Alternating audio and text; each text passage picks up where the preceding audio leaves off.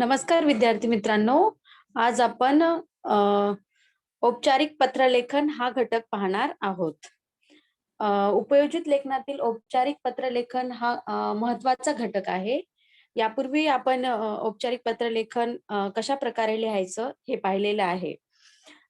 परत आज आपण औपचारिक पत्रलेखन कसे लिहायचे, त्यामध्ये कोणकोणत्या सूक्ष्म गोष्टींकडे लक्ष द्यायचे ते आपण पाहूया.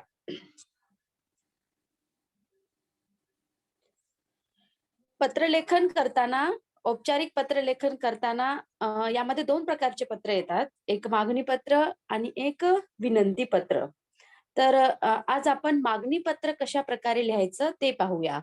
मागणी करताना म्हणजे आपल्याला विषय दिलेला असेल आणि अ, विषयामध्ये नमूद केलेलं असेल, की तुम्हाला या वस्तूंची, या गोष्टींची तुमच्या शाळेसाठी किंवा तुमच्या शाळेत कोणतं अभियान राबवण्याचं आहे आणि या अभियानासाठी तुम्हाला समजा रोपं असतील, पौधे असतील, पुस्तकं असतील, कॉम्प्युटर साहित्य असेल, क्रीडेचं साहित्य असेल किंवा विज्ञान प्रयोगशाळा असेल, या या म्हणजे विज्ञान प्रयोगशाळेसाठी काही साहित्याची मागणी करायची असेल, तर म्हणजे वेगवेगळ्या म्हणजे कार्यक्रमासाठी किंवा शाळेमध्ये जे काही अभियान राबवणार आहेत, त्यासाठी काही वस्तूंची, रोपांची, कशाचीही मागणी करायची असेल, तर आपल्याला ते पत्रक कशाप्रकारे लिहायचं ते आपण पाहूया. पत्रलेखन करताना आपल्याला जेव्हा विषय दिलेला असेल, त्या विषयामध्ये 3 गोष्टींकडे आपल्याला लक्ष द्यायचं आहे. त्याला 3 डब्ल्यूज म्हणतात. काय म्हणतात? 3 डब्ल्यूज. पहिला तर आहे हू. हू म्हणजे कोण? कोण पत्र लिहित आहे? पत्र लिहिणारा कोण? समजा आपण विद्यार्थी आहेत, कोणी सदस्य आहेत, कोणी पालक आहेत किंवा म्हणजे जो पत्र लेखन करतो, पत्र लेखक. समजा आपण आता विद्यार्थी आहोत, तर आपण कोण म्हणजे या जागी आपण पत्र लिहितोय. समजा दुसरं कोणी व्यक्ती असेल, सदस्य असतील किंवा कोणी नागरिक असेल, नागरिक म्हणून जर तुम्हाला पत्र लिहायचं असेल, तर विषय पूर्ण पहिले आपल्याला समजून घ्यायचा आहे, की पत्र लिहिणारा कोण आहे? त्याचं नाव काय आहे? कधी-कधी काय होतं, त्यामध्ये नाव दिलेलं असतं. समजा नीरज, निराली असं नाव दिलेलं असेल किंवा कधी-कधी विद्यार्थी प्रतिनिधी म्हणून तुम्हाला पत्र लिहायला सांगितलेलं असेल आणि त्यामध्ये तुमचं नाव दिलेलं नसेल, तर तुमचं जे नाव आहे ते अ, समजायचं. काय समजायचं? अ, यासाठी जो प्रश्न दिलेला असतो, तो प्रश्न आपल्याला व्यवस्थित समजून घ्यायचा आहे, की इथे आपल्याला पत्र कोणाला लिहायचं आहे, म्हणजे कोणत्या व्यक्तीला आपल्याला पत्र लिहायचं आहे. अ, हुम म्हणजे कोणाला. लिहिणारा कोण? म्हणजे समजा आपण विद्यार्थी प्रतिनिधी आहोत, तर आपण पत्र लिहितोय. हू म्हणजे कोण? आपण लिहितोय. हू म्हणजे कोणाला? कोणत्या व्यक्तीला? समजा मुख्याध्यापकांना लिहायचंय, नगरसेवकांना लिहायचंय, कोणती कारखानदार व्यक्तीला लिहायचं असेल किंवा कोणीही वरिष्ठ नागरिक असतील, यांना पत्र लिहायचं असेल, मुख्याध्यापकांना लिहायचं असेल, म्हणजे कोणाला पत्र लिहायचं ते आपल्याला या विषयामध्ये समजलं पाहिजे. आणि का? औपचारिक पत्रामध्ये आणि अनौपचारिक पत्रामध्ये एक फरक असतो, की औपचारिकमध्ये विषय असतो आणि अनौपचारिकमध्ये विषय नसतो. त्यासाठी आपल्याला का म्हणजे कशासाठी आपल्याला पत्र लिहायचं आहे? तर आपल्या या विषयामध्ये का म्हणजे काय कारण आहे? आपल्याला कोणत्या वस्तूंची, कशाची मागणी करायची किंवा कोणाला काही विनंती करायची? तर जेव्हा आपण पत्रलेखन करतो, या 3 गोष्टींकडे आपल्याला म्हणजे खूप सूक्ष्म निरीक्षण करून आपल्याला ह्या गोष्टी समजल्या पाहिजे. जर एकदा आपल्याला विषय समजला, तर आपल्याला पत्रलेखन करणे खूप सोपे जाईल आणि आपण अचूकरित्या पत्रलेखन करू शकतो. म्हणजे ह्या 3 गोष्टी आपल्याला जेव्हा विषय वाचतो, जेव्हा पत्रलेखन करायचं असतो, प्रश्नपत्रिकेमध्ये प्रश्न आलेला असतो, तेव्हा आपल्याला या 3 गोष्टींकडे खूप लक्ष द्यायला हवं. हो म्हणजे कोण? पत्र लिहिणारा कोण? आपण कोण आहोत? विद्यार्थी प्रतिनिधी आहोत, नागरिक आहोत, सदस्य आहोत, जो कोणी असेल तो. कोणाला? कोणत्या व्यक्तीला? पत्र ज्याला लिहायचे, ती व्यक्ती कोण आहे? आणि त्या व्यक्तीचं नाव किंवा त्यांचा जो काही पत्ता दिलेला असेल, तो पत्ता त्यामध्ये स्पष्ट लिहायचा आहे. आणि आपल्याला कशासाठी पत्र लिहायचंय? ते विषय. विषय लिहून त्यामध्ये त्याचा पत्राचा जो आशय आहे, तो आशय स्पष्ट करायचा आहे. जेव्हा आपण पत्रलेखन करतो, तेव्हा या 3 गोष्टींकडे आपल्याला बारकाईने लक्ष द्यायचं आहे. आता औपचारिक पत्र लिहिताना आपल्याला कोणकोणत्या गोष्टींकडे लक्ष द्यायला पाहिजे? बघा, सगळ्यात वरती आपल्याला काय करायचं आहे, दिनांक न विसरता लिहायचं आहे. औपचारिक पत्र असो की अनौपचारिक असो, आपल्याला दिनांक न विसरता लिहायचा आहे आणि दिनांक लिहिताना समासाला लागून आपल्याला पत्रलेखन करायचं आहे. समासाला एकाखाली एक आपले जे काही पॉइंट्स असतील, दिनांक असेल, प्रती असेल, विषय असेल, पत्राचा आशय असेल किंवा पत्राचा समारोप असेल, हे सगळे पॉइंट्स आपल्याला आपल्या जे उत्तरपत्रिका असते किंवा आपलं जे वहीचं पेज असतं, त्या समासाला लागून एकाखाली एक आपलं पत्रलेखन आलं पाहिजे. डाव्याच बाजूला आपल्याला पत्रलेखन करायचं आहे. आपल्याला आता जे पत्रलेखन करायचंय ते ईमेल स्वरूपात करायचं आहे. त्यासाठी आपल्याला जे पत्राचा जो लेखन करायचं आहे ते समासाला लागून एकाखाली एक करायचं आहे. सगळ्यात वरती आपल्याला काय करायचं आहे, दिनांक लिहायचा आहे. दिनांक जो आहे तो तारीख जी आहे ती अंकात लिहायची आणि महिना जो आहे तो अक्षरात लिहायचा आहे. समजा 3 जून लिहायचं आहे, तर 3 आपण अंकात लिहू शकतो. जून जे आहे ते आपल्याला अक्षरात लिहायचं आहे आणि 2020 असेल, 21 असेल, आता 21 चालू आहे तर आपण 21 लिहू.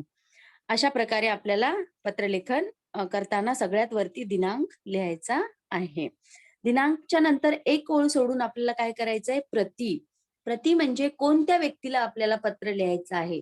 जिला पत्र लिहायचं आहे, कोणाला लिहायचं आहे, त्या व्यक्तीचं नाव प्रतीनंतर खालील ओळीत जिला पत्र पाठवायचे त्या व्यक्तीचे संपूर्ण नाव, त्याखाली तिचा हुद्दा. हुद्दा म्हणजे व्यवसाय. ती व्यक्ती शिक्षक आहे की कारखानदार आहे की नगरसेवक आहे की काय आहे, म्हणजे त्याचा व्यवसाय. ज्याला कोणाला आपल्याला पत्र लिहायचे त्या व्यक्तीचा हुद्दा म्हणजे त्या व्यक्तीचा व्यवसाय. तिथे काय दिलेला आहे, पत्राच्या विषयामध्ये काय दिलेलं आहे. समजा मुख्याध्यापक आहे की नगरसेवक आहे की कोणी वरिष्ठ व्यक्ती आहे.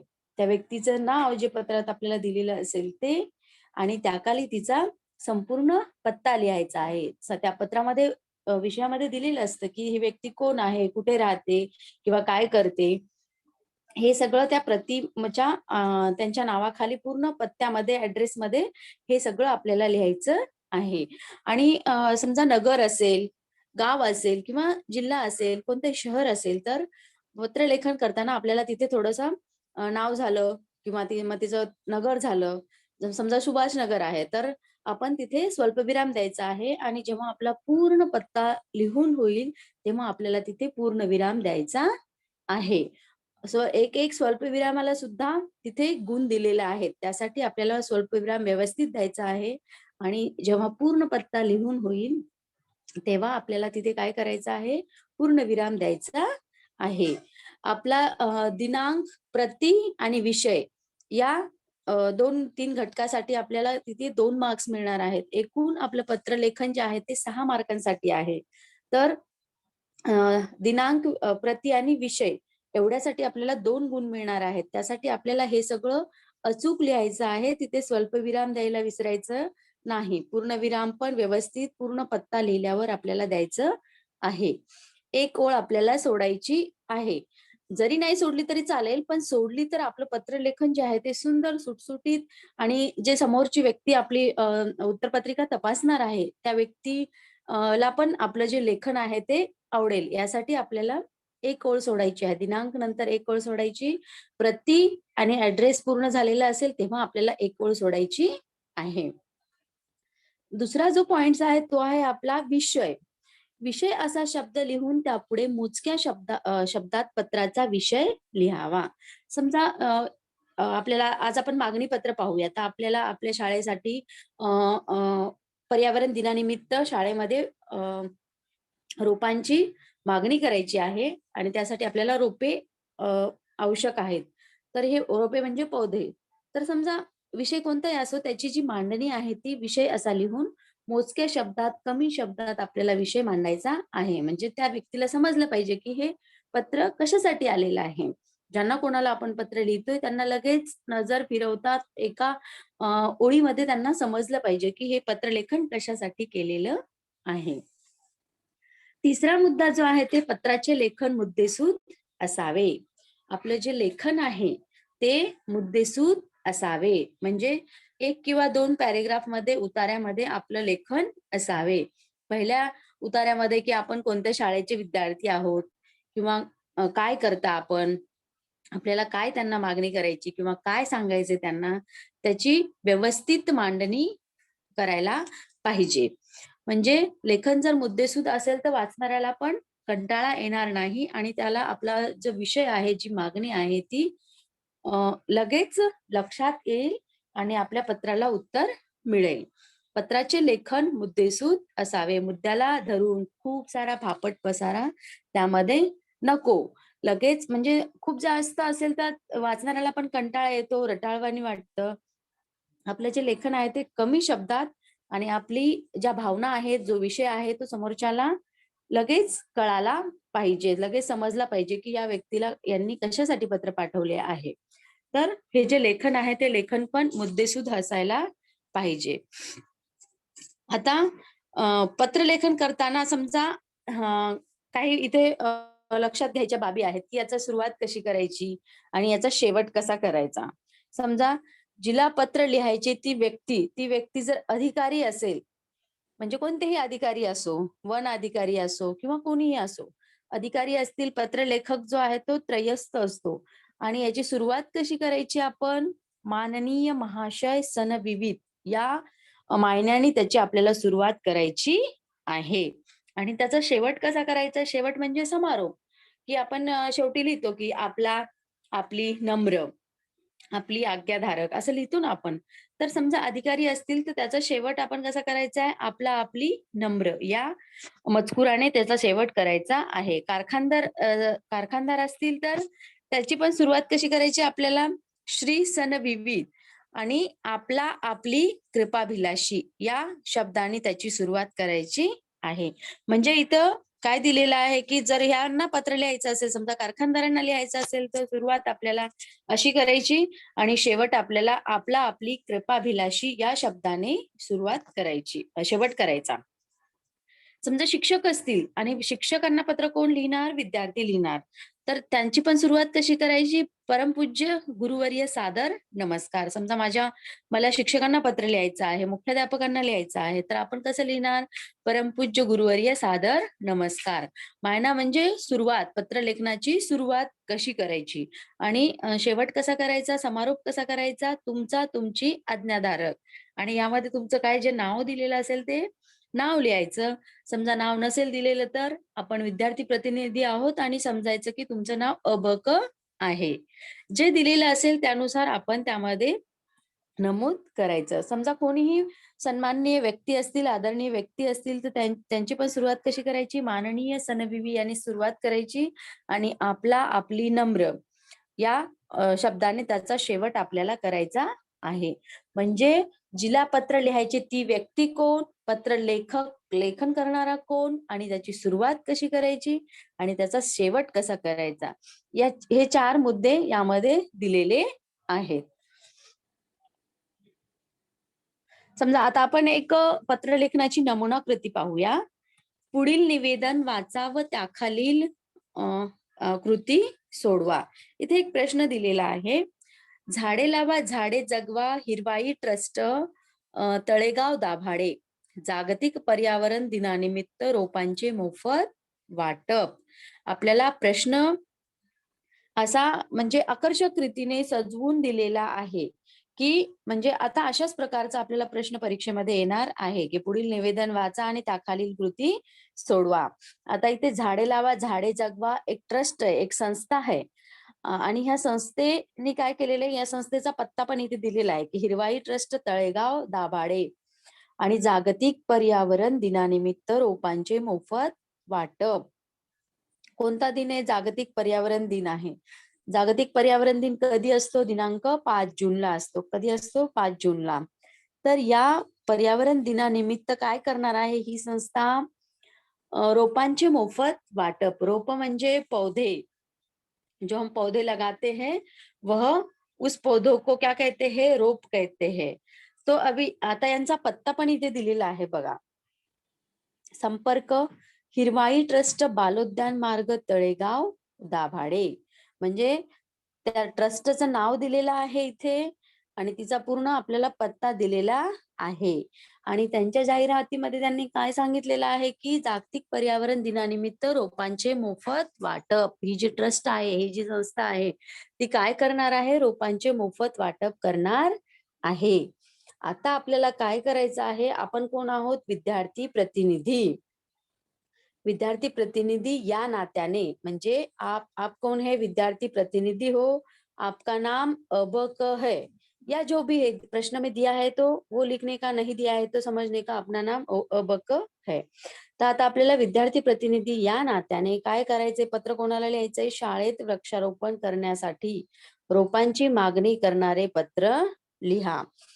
आता आपल्याला आज आपण इथे मागणी पत्र पाहणार आहोत. आणि दुसरं एक पत्र आहे बघा, चांगल्या उपक्रमाबाबत हिरवाई ट्रस्टचे अभिनंदन करणारे पत्र लिहा. तर आता इथे 2 विषय दिलेत. एक वरचा जो विषय आहे तो औपचारिक पत्र आणि खाली त्याच्या खाली दिलेला तो विषय आहे अनौपचारिक पत्र. तर आज आपण औपचारिक पत्र कसं लिहायचं हेच पाहणार आहोत. तर मग यामध्ये आपण मागणी पत्राचा विचार करणार आहोत. आता याखाली त्यांचं काय दिलेलं आहे, की समजा त्यामध्ये नाव दिलेलं असेल, समजा नीरज आहे, निराली आहे. जर नावच दिलेलं नसेल तर आपल्याला काय करायचं आहे, त्यामध्ये नाव दिलेलं नसेल तर समजायचं की आपलं नाव अबक आहे. आता हे लेखन कसं करायचं ते आपण पाहूया. बघा, मागणी पत्र इथे दिलेलं आहे. दिनांक सगळ्यात वरती लिहायचा आहे. आपला जो पर्यावरण दिन आहे तो 5 जूनला आहे. मग जेव्हा आपण पत्र लेखन करतो तेव्हा आपल्याला दिनांकाकडे थोडं लक्ष द्यायचं आहे. समजा काही वस्तूंची मागणी करायची आहे आणि मागणी करूनच आपल्याला तो कार्यक्रम, तो प्रोग्राम आपल्याला राबवायचा आहे. यासाठी आपल्याला अगोदरची तारीख इथे लिहावी लागेल. कारण आपण 6 जून नाही लिहू शकणार. का? तर आपला जो कार्यक्रम आहे तो कधी आहे? 5 जूनला आहे. मग त्याच्या अगोदरच आपल्याला त्या वस्तूंची काय करावी लागेल? मागणी करावी लागेल. यासाठी आपल्याला काय करायचं आहे? अगोदरची तारीख इथे लिहायची आहे. बघा, 3 जून लिहिलेलं आहे. 3 जे आहे ते अंकामध्ये लिहिलेला आहे आणि महिना जो आहे तो अक्षरात लिहिलेला आहे. आणि 2019, समजा हे 19 आता 21 चालू आहे तर आपण 21 लिहू शकतो. म्हणजे 20 असेल तर 20, म्हणजे आपल्या जसं आपला म्हणजे प्रश्नपत्रिकेमध्ये जसं आपल्याला येईल तशा प्रकारे आपल्याला इसवी सन लिहायचं आहे. आणि दिनांक लिहून काय करायचं, एक ओळ आपल्याला तिथे सोडायची आहे. आता पत्र कोणाला लिहायचं आहे? प्रतीनंतर बघा इथे स्वल्पविराम दिलेला आहे. तर आपल्याला स्वल्पविराम जरूर द्यायचा आहे, विसरायचं नाही. प्रति आणि विषय या 2 गोष्टींसाठी आपल्याला तिथे 2 मार्क्स मिळणार आहेत. तर यामध्ये आपली चूक व्हायला नको, स्वल्पविराम विसरायला नको आणि आपला पूर्णविराम पण द्यायचा आहे आपल्याला. आणि हे सगळं आपण व्यवस्थितरित्या लिहिलं तरच आपल्याला इथे 2 गुण मिळणार आहेत. दिनांक 3 जून 2020 लिहा, 21 लिहा. जसं आपल्याला असेल आपल्या जेव्हा आपला पेपर होईल त्या हिशोबाने आपल्याला तिथे तारीख घालायची आहे. प्रति स्वल्पविराम माननीय संचालक. आता आपण जाहिरातीमध्ये वाचलं होतं, की जी हिरवाई ट्रस्ट आहे या ट्रस्टच्या वतीने त्यांनी त्यांच्या जाहिरातीत नमूद केलेलं होतं, की जागतिक पर्यावरण दिनानिमित्त त्यांची जी संस्था आहे, ती संस्था काय करणार आहे?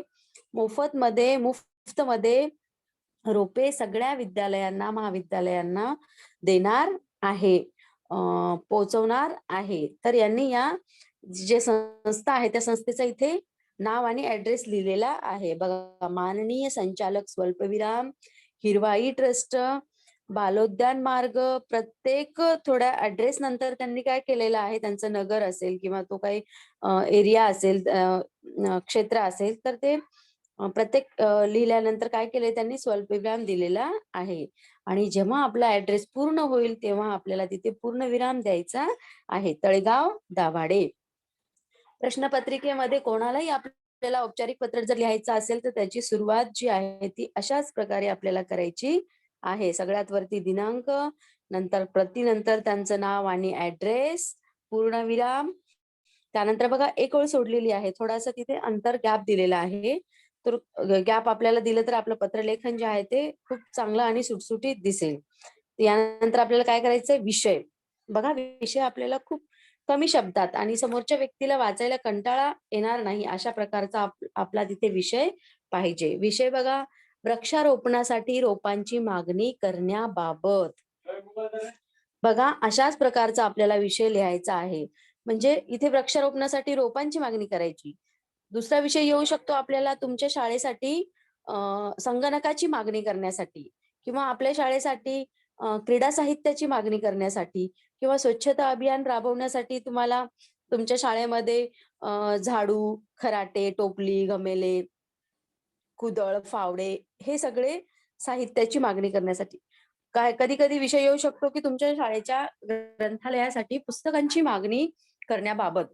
म्हणजे मागणी करण्याचे वेगवेगळे विषय येऊ शकतात.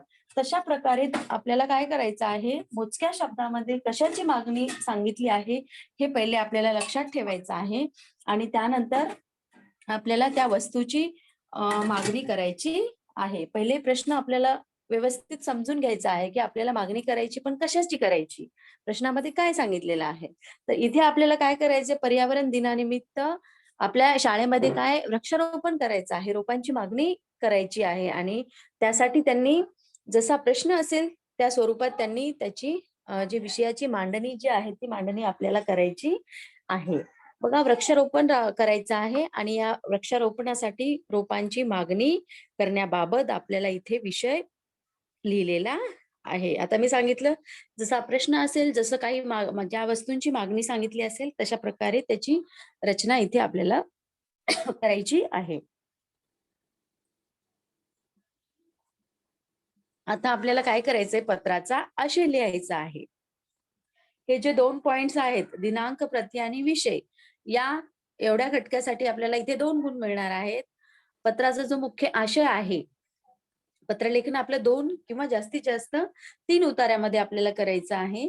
यासाठी आपल्याला 3 गुण मिळणार आहेत.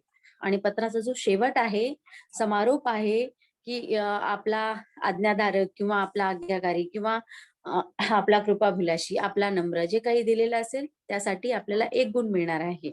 म्हणजे त्यामध्ये आपलं नाव, नाव दिलं नसेल तर अ, आणि आपला जो ॲड्रेस आहे, तो ॲड्रेस, विद्यालयाचं नाव आणि आपला ईमेल, या सगळ्या गोष्टींसाठी 1 गुण आपल्याला मिळणार आहे. आता आपण बघूया पत्रलेखनाची आपल्याला सुरुवात कशी करायची आहे. माननीय महोदय, महिला अधिकारी असेल तर महोदया येणार आणि स्वल्पविराम द्यायचा आहे. पत्रलेखन आपलं 2 किंवा जास्तीत जास्त 3 उताऱ्यामध्ये, छोट्या-छोट्या उताऱ्यांमध्ये झालं पाहिजे.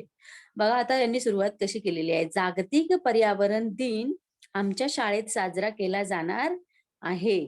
खूप कमी शब्दात आणि आशय भरपूर त्यामध्ये असला पाहिजे. बघा, जागतिक पर्यावरण दिन आमच्या शाळेत साजरा केला जाणार आहे. यामध्ये आपल्याला सगळं समजेल, की हे काय कोणत्या आमच्या शाळेत कोणता दिन साजरा केला जाणार आहे. 5 जून या जागतिक पर्यावरण दिनानिमित्त, म्हणजे 5 जून या जागतिक पर्यावरण दिनानिमित्त शाळांसाठी रोपांचे मोफत वाटप आपल्या ट्रस्टकडून केले जात असल्याचे संस्थेच्या जाहिरातीत वाचले.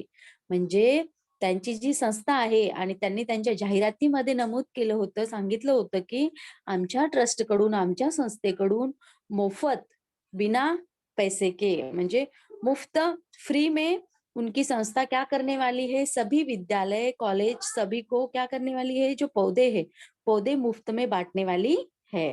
तर म्हणजे त्यांच्या जाहिरातीतच वाचलेलं होतं, संस्थेची जी जाहिरात आहे, तर त्या जाहिरातीमध्ये वाचलं होतं, की तुम्ही जे आहे ते मुफ्तमध्ये सगळ्यांना रोपे वाटप करणार आहेत. वृक्षारोपणासाठी आमच्या शाळेलाही काही रोपे हवी आहेत. हवी म्हणजे पाहिजेत. म्हणजे आमच्या पण शाळेसाठी काही रोपांची आम्हाला आवश्यकता आहे. म्हणजे यामध्ये त्यांनी नमूद केलं, की आम्ही तुमच्या जाहिरातीत वाचलं होतं, की तुमची जी संस्था आहे, ती संस्था सगळ्या शाळा, विद्यालयांना काय करणार आहे, मोफतमध्ये रोपांचे वाटप करणार आहेत. आणि तशाच प्रकारे आमच्या शाळेत सुद्धा आम्हाला काय करायचं आहे, वृक्षारोपण करायचं आहे आणि त्यासाठी आम्हाला काही रोपांची, काही पौद्यांची आम्हाला आवश्यकता आहे.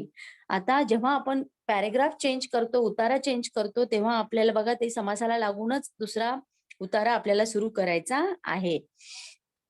रोपे घेण्यासाठी शाळा प्रतिनिधींना तिथे यावे लागेल, की आपल्या संस्थेमार्फत रोपे शाळेच्या पत्त्यावर पाठवू शकाल, याबाबत कळवल्यास बरे होईल. म्हणजे काय इथे काय दिलेलं आहे त्यांनी की रोपे घेण्यासाठी म्हणजे जो आप लोग जो पौधे बांटने वाले हैं, देने वाले हैं, तो वह लेने के लिए हमें आपके पते पे आना पड़ेगा कि आप हमारे स्कूल के पत्ते पे वो जो पौधे हैं वो पौधे हमें पहुंचाएंगे। इसके बारे में अगर आप बताएंगे तो वो आसान होगा। म्हणजे रोपे घेण्यासाठी शाळा प्रतिनिधींना तेथे यावे लागेल की आपण आपल्या संस्थेमार्फत रोपे शाळेच्या पत्त्यावर पाठवू शकाल, याबाबत कळवल्यास बरे होईल. म्हणजे याविषयी काही जास्त माहिती सांगितली तर बरं होईल. म्हणजे आम्हाला तुमच्याकडे यायचं कळेल किंवा तुम्हीच आमच्या शाळेच्या पत्त्यावर जी रोपे आहेत, जी पौधे आहेत ती पाठवून देणार आहेत, याबाबत आम्हाला कळवले तर बरे होईल. म्हणजे 2 पॅराग्राफ मध्ये त्यांनी व्यवस्थितरित्या सांगितलेलं आहे की पहिल्या ह्याच्यामध्ये त्यांनी त्यांचा कडून काय मिळणार आहे किंवा कुठे वाचलं, काय वाचलं हे सांगितलं आणि दुसऱ्या पॅराग्राफ मध्ये बघा त्यांनी आपला जो हे मागणी करायची आहे तर ती आपल्या संस्थेमध्ये यावे लागेल की शाळेच्या पत्त्यावर तुम्ही ते पाठवून द्याल, याबाबत त्यांना विचारणा केली आहे की म्हणजे काय करायचं आहे. आता जेव्हा आपण मागणी करतो तेव्हा आपल्याला एक गोष्ट लक्षात ठेवायची की आपल्याला त्याची तालिका जे टेबल आहे ते टेबल बनवणे आपल्याला आवश्यक आहे आणि तो सुद्धा आपल्याला कशा प्रकारे बनवायचा आहे, समासाला लागून रोपांच्या नावांची यादी सोबत जोडत आहे. समजा इथे संगणक असतील तर संगणकामध्ये संगणकाचे पार्ट्स, मॉनिटर, प्रिंटर जे काही असेल ते, पुस्तकं असतील तर वेगवेगळ्या पुस्तकांची किती प्रमाणात संख्या पाहिजे त्याप्रमाणे मागणी करताना आपल्याला अशाच प्रकारचा जो तक्ता आहे, जो टेबल आहे तो बनवायचा आहे. बघा सगळ्यात वरती इथे दिलेला आहे की अनुक्रमांक आपल्याला किती म्हणजे रोपांची मागणी करायची आहे. जसा विषय असेल तशा प्रकारे त्याची अनुक्रमणिका आपल्याला कळेल. आता इथे 1, 2, 3, 4 प्रकारचे आपल्याला जे रोपं आहेत ती रोपांची आपल्याला मागणी करायची आहे. दुसऱ्या तक्त्यामध्ये काय दिलेलं आहे, रोपांचे प्रकार म्हणजे कोणते रोपे, कौन-सी पौधे, कितनी मात्रा में चाहिए, कितनी संख्या में चाहिए. समजा पुस्तकं असतील तर काय येणार, पुस्तकांचं नाव येणार आणि त्याच्या किती प्रती पाहिजे, किती संख्या पाहिजे त्यांची, 20 असेल, 25 असेल, 50 असेल. जसं असेल त्याप्रमाणे आपल्याला त्याची संख्या तिथे लिहिणे आवश्यक आहे. आता बघा अनुक्रमांक लिहिलेला आहे 1, 2, 3, 4. दुसरा जो दिलेला आहे रोपांचे प्रकार. प्रकार म्हणजे जे पौधे, कोणत्या प्रकारची किती, कौन प्रकार के कितने पौधे चाहिए. समजा फुलझाडे असतील, फुलझाडे जी आहेत ती फुलांची विविध प्रकारची झाडे असू शकतात. झेंडूची, जाईची, जुईची, वेगवेगळी, गुलाबाची, मोगरा आहे, शेवंती आहे. तर विविध फुलझाडे, फुलझाडांची संख्या किती पाहिजे, 50. मग तुम्ही तुमच्या अंदाजाने किती पण म्हणजे कोणत्याही प्रकारची देऊ शकता. फुलझाडे त्यांना हवी आहेत म्हणजे फुले येणारी झाडे किंवा पौधे. तर ते यांना किती पाहिजे, 50 संख्या पाहिजे. मग ते त्यांच्या अंदाजे किती पण देऊ शकतात. म्हणजे कोणती किती द्यायची हे ते ठरवू शकतील. दुसरं बघा विविध औषधी रोपे. औषधी म्हणजे आयुर्वेदामध्ये त्यांचा उपयोग केला जाईल. समजा तुळस आहे. अशा प्रकारचे म्हणजे ज्याचा औषधामध्ये उपयोग केला जातो अशा प्रकारची रोपे त्यांना किती पाहिजे आहेत, 25. मग ते त्यांच्या अंदाजाने कोणती पण देऊ शकतील. फक्त त्यांना किती पाहिजे, 25 पाहिजे. समजा अशोक असेल, अशोकाचे किती पाहिजे त्यांना, 50. किती, 50 पाहिजे. निलगिरीची किती पाहिजे, 50. अशाच प्रकारचे आपल्याला काय करायचे, समजा आता हे रोपांच्या प्रमाणात झालं. मग समजा कम्प्युटरचं संगणकाची मागणी असेल, पुस्तकांची मागणी असेल, क्रीडेचं साहित्य असेल, स्वच्छता अभियानाचं असेल तर त्याच्यामध्ये झाडू येणार, खराटा येणार, टोपली येणार, कुदळ येणार, फावडी येणार. मग अशीच त्याची तालिका बनवायची. समजा झाडू किती पाहिजे, 10 पाहिजे, 20 पाहिजे. टोपली किती पाहिजे, समजा ते खराटे किती पाहिजे, फावडे किती पाहिजे. तर जसा विषय असेल तशा प्रकारे त्यांची संख्या म्हणजे मागणी पत्रामध्ये आपल्याला अशाच प्रकारचा तक्ता बनवणे आवश्यक आहे आणि तोही समासाला लागून 2 किंवा 3 पॅसेज मध्ये, 3 उतार्यामध्ये आपलं जे पत्रलेखन आहे ते पत्रलेखन इथे पूर्ण व्हायला पाहिजे.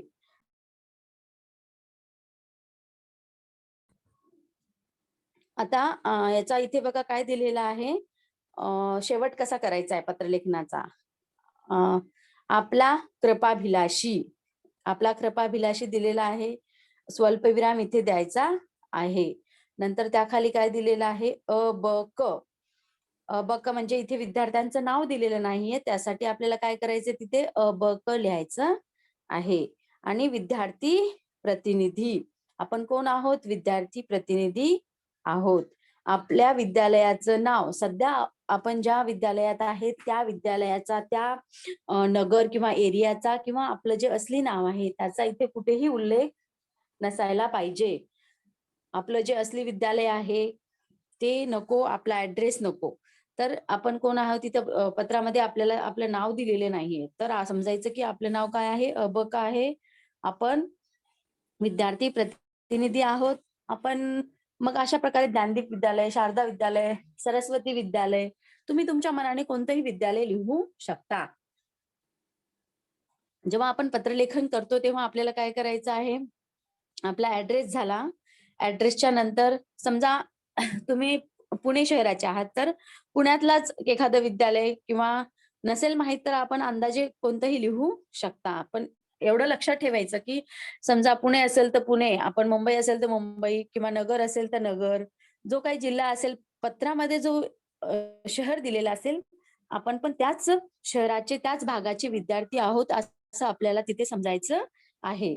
तर बघा इथे आपला कृपाभिलाषी स्वल्पविराम द्यायला विसरायचं नाही. कारण या पूर्ण पत्त्यासाठी आपल्याला किती मार्क्स आहेत? 1 गुण मिळणार आहे. पूर्ण पत्रलेखन जे आहे ते आपलं 6 गुणांसाठी येणार आहे. तर हे जे शेवट आहे आपला पत्राचा, तो त्यासाठी आपल्याला 1 गुण मिळणार आहे. त्यामुळे आपल्याला स्वल्पविराम द्यायला विसरायचं नाही. आपला कृपाभिलाषी, स्वल्पविराम द्यायचा. अ, ब, क. अ, ब, क म्हणजे तुमचं नाव आहे, अ, ब, क. आपण कोण आहोत? विद्यार्थी प्रतिनिधी आहोत. त्यानंतर आपल्याला स्वल्पविराम द्यायचा आहे.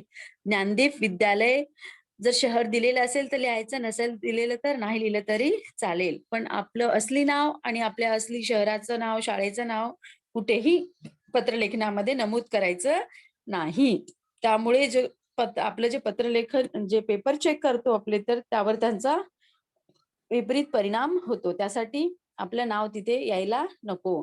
आणि सगळ्यात शेवटी आपल्याला इथे abc-.com असं आपल्याला ईमेल लिहायचा आहे. ईमेल लिहायला विसरायचं नाही. म्हणजे अशा प्रकारे आपल्याला जे आहे ते दिनांक, प्रती आणि विषय या 3 गोष्टींसाठी आपल्याला इथे 2 गुण मिळणार आहेत. पत्राचा मुख्य आशय जो आहे तो 2 किंवा 3 उतारामध्ये करायचा आहे आणि त्यासाठी आपल्याला 3 गुण मिळणार आहेत. आणि पत्राचा जो शेवट आहे, समारोप आहे, की आपण कोण आहोत, आपलं नाव दिलेलं असेल तर नाव, नसेल नाव दिलेलं तर अ, ब, क, विद्यार्थी प्रतिनिधी, ज्ञानदीप विद्यालय आणि ईमेल, या एवढ्यासाठी आपल्याला किती गुण मिळणार आहे? 1 गुण मिळणार आहे. एकूण आपल्याला 6 गुणांसाठी पत्रलेखन करायचं आहे. आणि हे मागणी पत्र विषय कोणताही असो, आपल्याला त्याची जी मांडणी आहे ती अशाच प्रकारे करायची आहे. समासाला लागून ज्यांना पत्र लिहायचं आहे त्या व्यक्तीचं पत्रलेखन करताना नाव आणि ऍड्रेस, नंतर विषय मोजक्या शब्दात, विषयानंतर बघा शेवटी इथे करण्याबाबत पूर्णविराम दिलेला आहे. हे पूर्णविराम द्यायला आपल्याला विसरायचं नाही. आणि यानंतर बघा जेव्हा जेव्हा आपला उतारा बदलतो तेव्हा इथे आपला उतारा संपलाय तर पूर्णविराम दिलेला आहे. आणि इथे पण बघा आपल्याला पूर्णविराम दिलेला आहे. म्हणजे याखाली आपला तक्ता आहे म्हणून त्यांनी इथे पूर्णविराम दिलेला नाही. सोबत त्यांनी काय केलेला आहे, हा तक्ता जोडलेला आहे. आणि टेबल मागणी पत्रामध्ये बनवणे आवश्यक आहे. अनुक्रमांक, रोपांचे प्रकार, संख्या. रोपांच्या प्रकाराजागी दुसरा कोणता विषय असेल, समजा पुस्तकांची नावे असतील तर कोणती पुस्तके किती प्रमाणात पाहिजे, अशाच प्रकारचा आपल्याला टेबल बनवायचा आहे. त्यानंतर बघा एक ओळ सोडून आपला पत्ता लिहायचा आहे, की कृपाभिलाषी किंवा आपला आज्ञाधारक किंवा आपला जो कोणी असेल नम्र, तर आपल्याला हे लिहून स्वल्पविराम द्यायचा आणि सगळ्यात शेवटी आपल्याला ईमेल लिहायचा आहे. आता बघा आपण दुसरा एक विषय पाहूया. कचरा कुंडीची नियमित सफाई व औषध फवारणीची मागणी करणारे पत्र आरोग्य खात्याला लिहा. म्हणजे विषय खूप सोपा आहे. पण ते कसं आपण वाचलेलं नसतो त्यामुळे आपल्याला तो विषय थोडासा कठीण वाटतो. आता बघा मी या अगोदर पण सांगितलं तुम्हाला, की समजा तुमच्या शाळेसाठी संगणकाची मागणी करण्याविषयी येऊ शकतं आपल्याला पत्र. पुस्तकांची मागणी करण्यासाठी येऊ शकतं. क्रीडा साहित्याची मागणी करण्यासाठी येऊ शकतं किंवा स्वच्छता अभियानामध्ये जे काही आपण साहित्य वापरतो, त्या साहित्याची पण मागणी करण्यासाठी आपल्याला पत्रलेखन आहे ते येऊ शकतं. आता इथे बघा थोडासा वेगळा विषय आहे. पण पत्रलेखन जे आहे त्याचा जो नमुना आहे तो आपल्याला अशाच प्रकारचा लेखन जे आहे ते करायचं आहे. कचरा कुंडी समजा आपलं शाळेच्या गेट जवळ किंवा शाळेच्या बाहेर काय आहे आपल्याला कचरा कुंडी आहे तिथे आणि तिथे खूप घाण पसरलेली आहे आणि त्याची नियमित साफसफाई होत नाही. तर आपल्याला आरोग्य खात्याला पत्र लिहायचं आहे, की कचरा कुंडीची नियमित सफाई व औषध फवारणीची मागणी करणारे पत्र आरोग्य खात्याला लिहा. त्या आरोग्य खात्याला आपल्याला पत्र लिहायचं आहे, की आमच्या शाळेच्या समोर अशी-अशी घाण पसरली आहे. आम्हाला तिथून रोज जावं यावं लागतं आणि आम्ही आजारी पडतील यासाठी त्यांना मागणी करायची आहे, की या या दोन्हीची आपल्याला औषध फवारणी पण आमच्या शाळेच्या परिसरात झाली पाहिजे आणि त्या कचराकुंडीची सफाई पण रोज झाली पाहिजे. दररोज त्याची सफाई झाली पाहिजे. यासाठी त्यांना पत्र लिहायचं आहे. विषय खूप सोपा आहे. फक्त आपल्याला तो कसं कधी आपण वाचलेलं नसतो त्यामुळे तो आपल्याला कठीण वाटतं. खूप सोप्या प्रकारे हा जो आपण हे जे पत्रलेखन आहे ते पत्रलेखन आपण करू शकतो. आता बघा कोणतंही मागणी पत्र करायचं असेल, पहिले आपल्याला नीट विषय समजून घ्यायचा आहे आणि 3 गोष्टी आपल्याला लक्षात ठेवायच्या आहेत, की पत्र कोणाला लिहायचं आहे, पत्र लिहिणारा कोण आहे आणि पत्र कशासाठी लिहायचं आहे. हे 3 डब्ल्यूज जर आपण पत्राच्या विषयामध्ये नीट समजून घेतले, तर पत्रलेखन आपल्याला खूप चांगल्या प्रकारे करता येईल आणि त्याची जी नमुनाकृती आहे, ती नमुनाकृती आपण एक उदाहरण इथे पत्रलेखन कशाप्रकारे केलेलं आहे ते पाहिलं आहे. बघा, दिनांक सगळ्यात वरती, प्रती ज्यांना कोणाला पत्र लिहायचं असेल त्यांचं नाव आणि त्याचा हुद्दा आणि त्याचा पूर्ण पत्ता आपल्याला नमूद करायचा आहे. त्यानंतर विषय आपल्याला तिथे लिहायचा आहे. विषय मोजक्या शब्दात लिहायचा आहे. जसा विषय असेल तशा प्रकारे त्याची मांडणी आपल्याला करायची आहे आणि शेवटी पूर्णविराम द्यायचा आहे. पत्राचा आपला मुख्य आशय चालू होतो. पत्राचा आशय 2 किंवा 3 उताऱ्यामध्ये करायचा आहे. की म्हणजे काय आपल्याला त्याच्यामध्ये काय सांगायचंय त्यांना, की आपल्या शाळेत काय होणार आहे, कशासाठी होणार आहे किंवा आपल्याला काय हवं आहे आणि समजा इथे मागणी पत्र आहे, तर आम्ही तिथे यावं लागेल का? आमच्या शाळेच्या पत्त्यावर तुम्ही ते साहित्य पोहचवून देतील. याविषयी आपल्याला तिथे विस्तृत माहिती त्यांना विचारायची आहे. त्यानंतर तक्ता बनवणे जरुरी आहे. औपचारिक पत्रलेखनामध्ये तालिका बनवणे खूप आवश्यक आहे. नंतर एक ओळ सोडून आपण कोण आहोत? आपण कोण म्हणून पत्र लिहित आहोत? यासाठी पण आपल्याला 1 गुण मिळणार आहे. त्यासाठी स्वल्पविराम द्यायला विसरायचं नाही.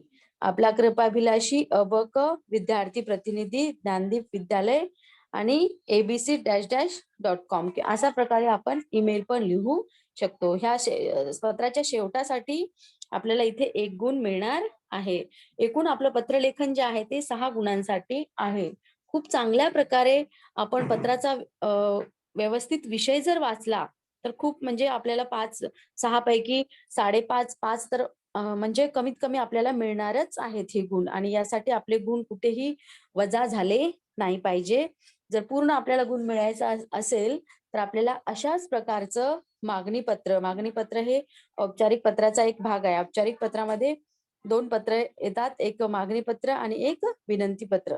तर आज आपण बघा औपचारिक पत्राची जी सुरुवात आहे आणि त्याचा शेवट आहे, तो कशाप्रकारे करायचा आहे, हे आपण पाहिलं आहे. कधी आपल्याला स्वल्पविराम द्यायचा आहे, कधी पूर्णविराम द्यायचा आहे आणि कोणकोणत्या गोष्टींकडे आपल्याला लक्ष द्यायचं आहे, या सगळ्यांबाबत आपण आज चर्चा केलेली आहे. कोणाला काही प्रश्न विचारायचा असेल तर विचारू शकता.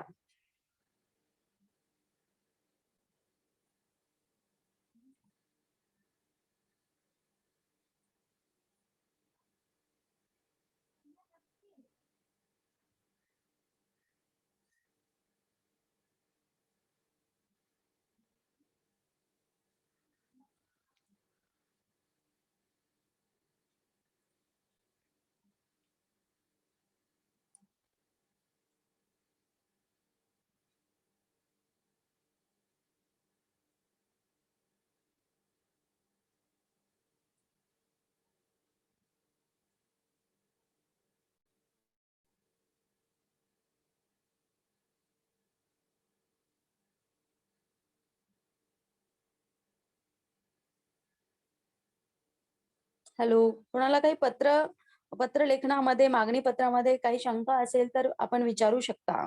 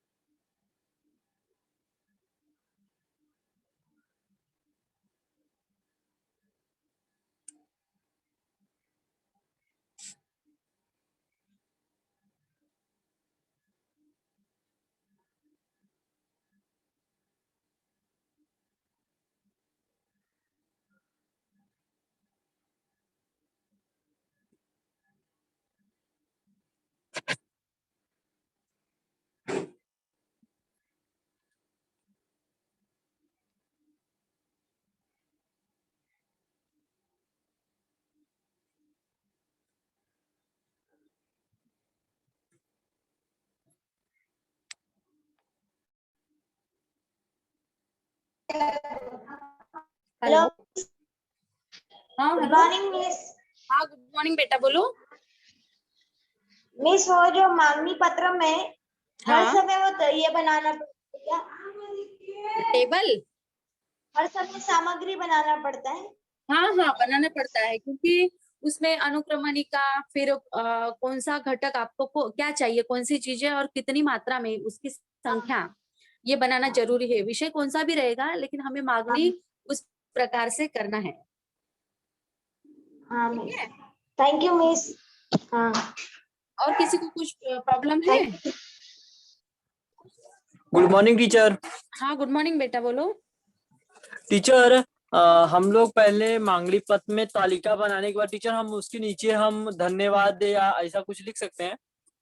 नहीं, धन्यवाद लिखने की क्या जरूरत है। आप अपने अपना एड्रेस लिख रहे हो ना, जैसे आप विद्यार्थी प्रतिनिधि हो, जब उसका आप शेवट करोगे, समारोप करोगे, तो नीचे आपका आपका कृपाभिलाषी अबक अगर नाम दिया है तो आपका नाम आएगा, स्वल्प विराम देके फिर आपका जो भी विद्यालय है वो विद्यालय का नाम आएगा और नीचे ईमेल आएगा। धन्यवाद लिखने की जरूरत नहीं है। Okay teacher, thank you teacher. हाँ, ओके। आज आपण उपयोजित लेखनातील औपचारिक पत्र लेखन कशा प्रकारे करायचं आहे आणि यामध्ये आपण मागणी पत्र कशा प्रकारे त्याचं लेखन करायचे हे पाहिलं आहे।